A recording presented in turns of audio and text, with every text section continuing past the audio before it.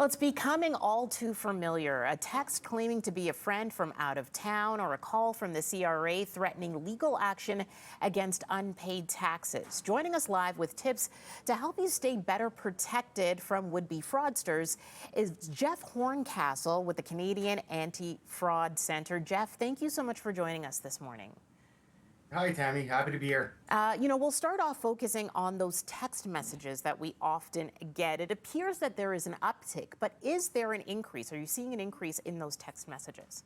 So, not necessarily an increase in reporting, based on what we're seeing at the Canadian Anti-Fraud Centre, but the dollar loss has doubled from 2022 to 2023. And overall, I mean, in 2023, 567 million was lost to fraud, and this is only based on reports received at the Canadian Anti-Fraud Centre. And those reports, how much do you estimate that percentage of reports is of the overall fraud that is happening out there? Yeah, so I mean, like, we estimate that 5 to 10% of victims actually report to the Canadian Anti-Fraud Centre, but when we're looking at, phishing text messages or emails, the percentage is actually, in reality, probably a lot lower. And a lot of those text messages that we're seeing, often things that are, deliveries, urgency is always applied to these. Can you tell us a little bit about some of the strategies that some of these fraudsters use in order to get people to click as soon as possible? Yeah, so there's always a sense of urgency. So like, there's so many different variations of phishing out there. So, one example might be you have an overdue parking infraction, and if you don't click on this link, then your license can be suspended. Or some kind of threat or some kind of sense of urgency. The main thing to remember is never feel rushed to do anything. You have to, take a step back.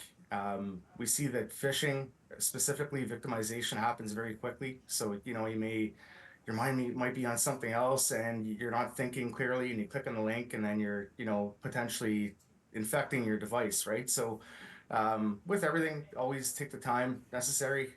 If you have to, reach out to the agency directly, or organization, whoever they claim to be, your financial institution, by finding their legitimate phone number and confirming if you're not sure. And that's one of the main tips there. You may get a text message from someone that says they're from a bank that you don't deal with, and that's red flag number one. But when it comes from an institution that you do deal with, it could look legitimate, it could look legit. So what are some options for people who are almost going to click and then have to kind of backtrack and say, okay, is this real?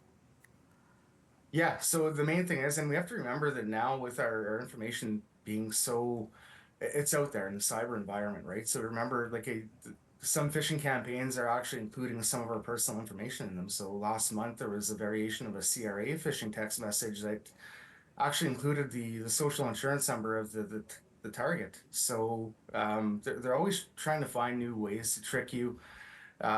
Like I said, the best way is that, if you're not sure, trust that first instinct. It's normally right. And if you want to go a step further, if they claim to be the CRA, for example, it never hurts to reach out to the CRA and confirm if that email or text message came from them. Always contact that institution directly.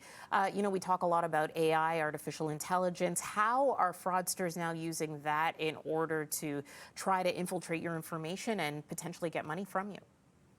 Yeah, so there's so many ways. Like, I mean, when we think of AI, we're thinking of voice cloning and deepfakes, but there's more to it than that. They could be using AI for data analysis, locating your personal information in the cyber environment.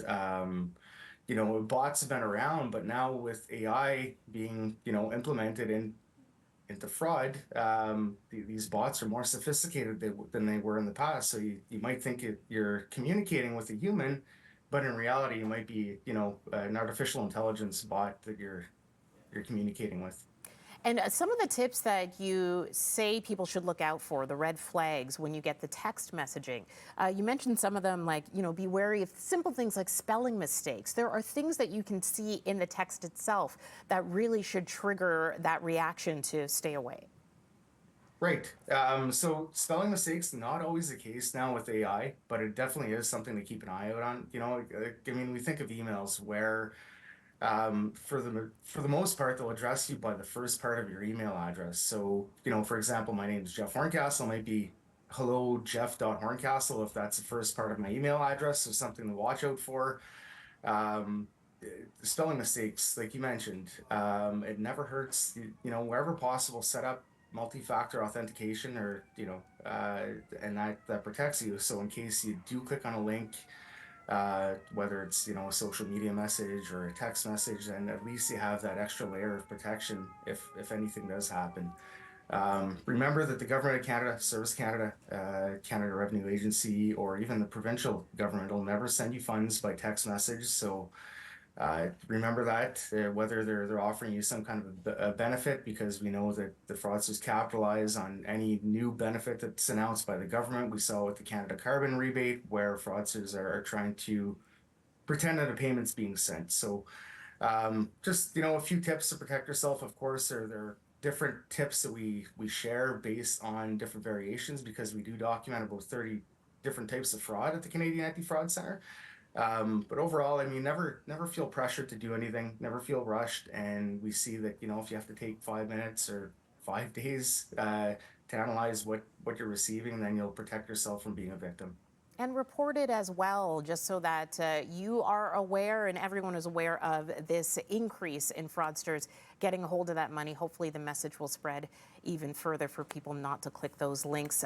Jeff, thank you so much for joining us. We really do appreciate your time here. Thanks for having me, Tammie. No